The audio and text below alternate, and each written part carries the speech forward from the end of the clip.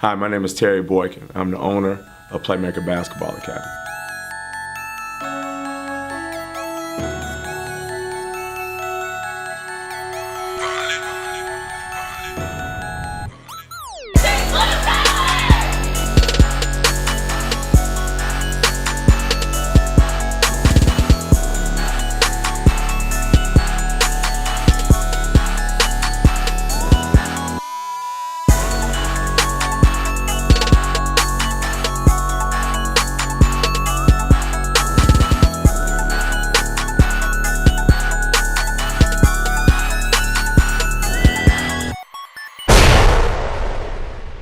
Hello, this is Bryce Webster, and welcome to Bryce's Corner.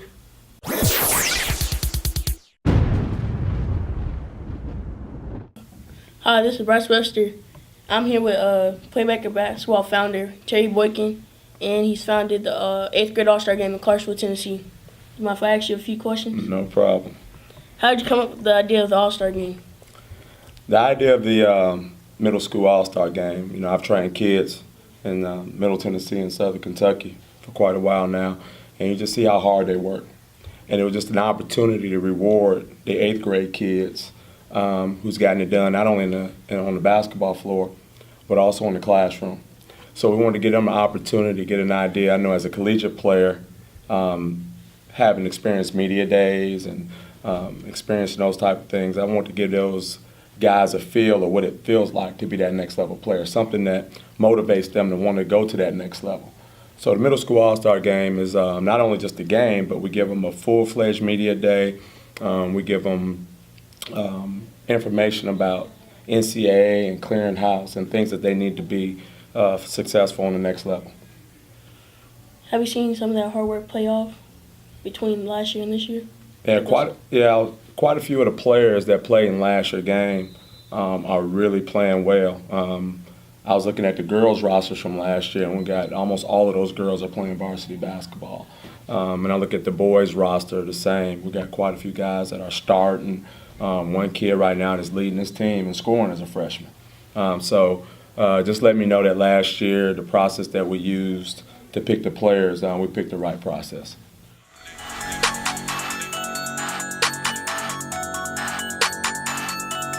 It's an honor playing out there. The first AllStar Game with Terry Boykin had. It was just an honor and fun playing with all these different players. It was a real honor and blessing to be able to be part of the first AllStar Game. I was glad that God gave me the ability to play basketball, and I was going to use it to glorify Him. But I was just happy and real blessed to know that I'm honored to play in this game.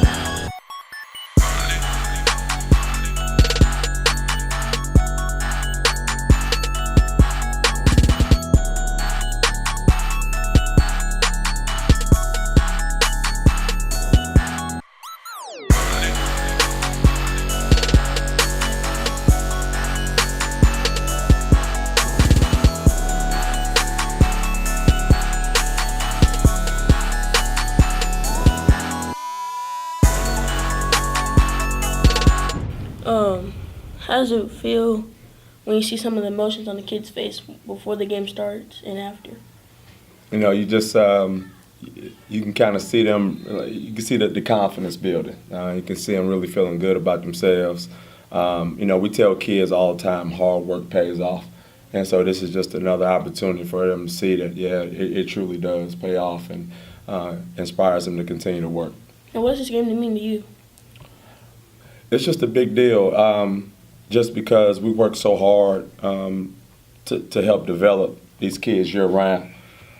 So just to see them, and not only them, but I try to tell kids all the time, it's bigger than the kids. You have parents that have invested time in their training. You have teachers that have invested time and extra tutoring and that type of thing. And because grades are an important piece of this game, it's just not about them playing or their coach. It's teachers, it's family members that's invested time. So it's a big day for everybody.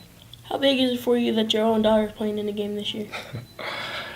It's going to be a really good thing. It's a special day just because I'm probably harder on my kids than I am anybody else. So the expectation is so much bigger. So for her to, work hard enough and put herself in a position to play in the game is a big deal. So I'm looking forward to it.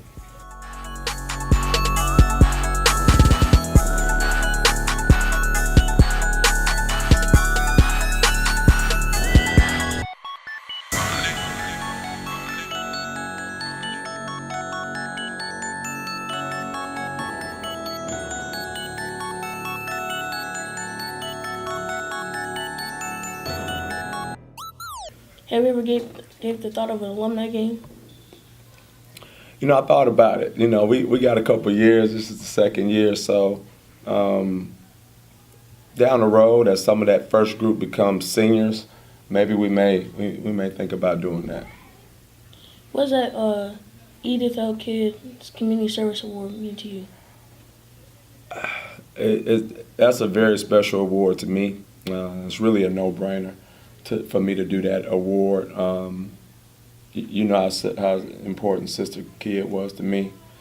She was like a mom here, you know, me being from Michigan. And she adopted me almost like her own son.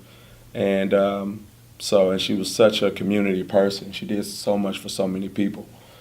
So to be able to give her award in her honor is a great thing, for her and her family, and that was her grandmother.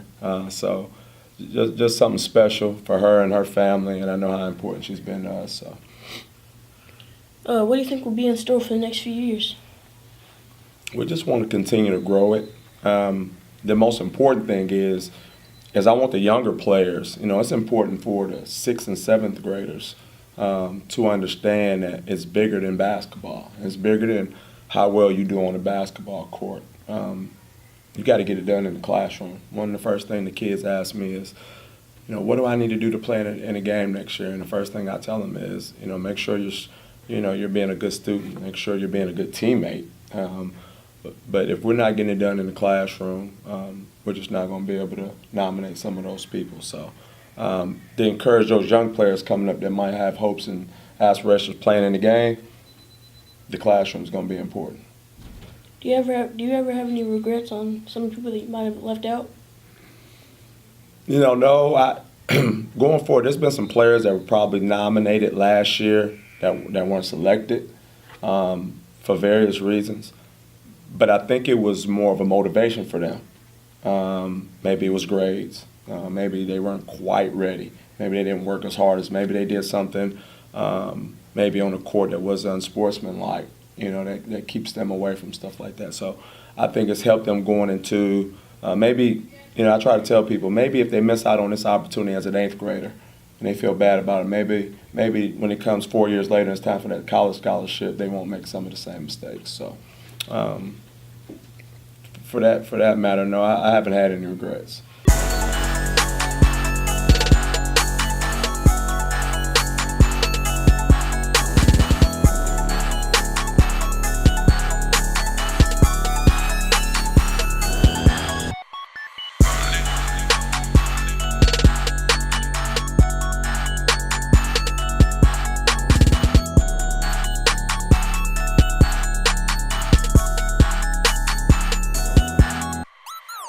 How frustrating is it to pick the best talent? It's tough. It's tough sometimes because I think sometimes there are players that are pretty good, but at the same time you got to perform. So you got to bring the hard work to the table, and when it's time to play, you got to perform to a certain level on a consistent basis. And I think that's the thing. Kids have been able to perform on the floor consistently and in the classroom consistently. How much time do you take watching the players play, watching it, getting all their school records, all that stuff? How much time does that take? Man, you got to get out. You know, we do it in the summer at summer camps. That's kind of how we start to kind of get an idea of some names. Obviously, with my kids playing middle school, I get an opportunity to watch, you know, a bunch of the kids play at least twice, and then the tournament, and you get feedback from coaches and other teams that they play against. Referees even sometimes, just to get an idea if it's consistent, you know, in my thoughts and other people's thoughts that are on the committee. So for the most part, I think we got a pretty good committee. We got a pretty good ideas on how we pick the team. That's good. That's good. How much fun do you have watching other players play? How much fun do you have, like, looking at their grades and seeing how good they're doing and watching the game, the AllStar Game? The AllStar Game is always so busy. I told them last year I'm going to get a lot of stuff done so I can actually sit down and watch the game. I'm kind of going back and forth and making sure things are getting done. But last year, both games were pretty competitive. You saw that the players played, they competed, they played at a high level. You can tell that the kids were skilled players.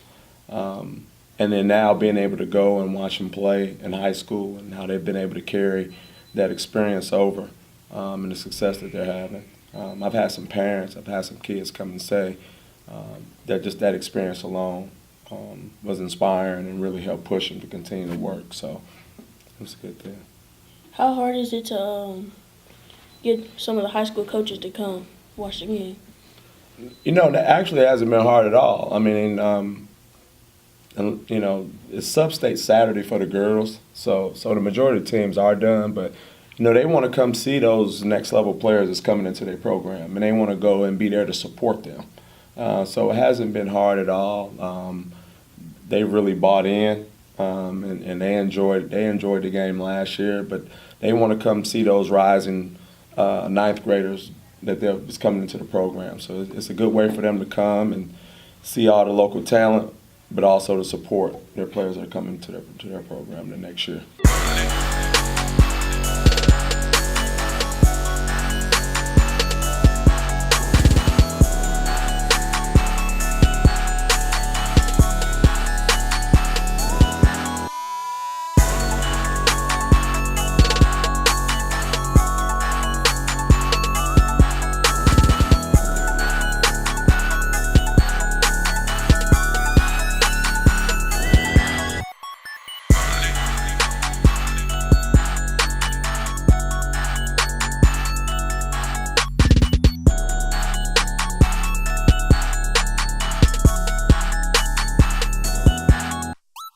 What kind of players do you think we'll have playing this year, like skill-wise?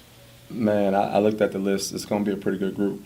The girls, super talented group, super skilled, some really good athletes, some competitors. So I know they're going to get out and they're going to be diving on loose balls. Just from looking at the roster yesterday, pretty talented group. The boys, a little bit different from last year. We're going to have some more size. You know, we got some 6'4", some 6'5", some 6'3s, and then we got really good guard play. So it's going to be entertaining, both games. Can you name a few guys that you think will be most exciting to play, boys and girls? On the girls' side, there's a couple of guards. There's a set of twins from Olmsted, Paige and Peyton, that I really like. I think they're really good. And one of their teammates, tall, long, athletic girl, Bria Crossland, I really like her. I think she's pretty good. Man, down here in Tennessee, I think my daughter, she'll do well. Sid, long, athletic. She's a competitor, so that'd be a good thing. We got quite a few girls from Rossview that I think that are really good players. It's going to be able to come in. So it's good because a lot of these girls know each other, and they've been, or even the guys, they've been rivals for so long. So finally to bring them together and let them build a different kind of relationship is funny because I see a lot of these kids after the game, they form relationships past the game. Where normally they were rivals in middle school, but now they have relationships outside the game, whether they're playing AAU together or hanging out together a little bit or playing some pickup ball together. So that's another thing of some relationship building and networking amongst each other. Mm-hmm. How many times during the game do you just want to stop the game and teach? Like in high school, AllStar Game, middle school, whatever, when you're watching? I take notes so that maybe when they come to the gym after, but I tell them it's an all-star game. You've done enough where you've had most of these players have had people, you know, running off defenses at them, boxing ones, or face guarding them. So I said, look, it's the all-star game. Let your hair down. Just go play. You know, have fun, experiment, do some things that you wouldn't normally do. That's what it's for, just to go and have a good time. So I know a lot of people been asking, what are the uniforms going to look like this year? Man, uniforms are going to be pretty nice. I think the difference this year, last year we're going to have actually the logo on the shorts. We didn't have the logo on the shorts last year, so we're going to have the logo on the shorts.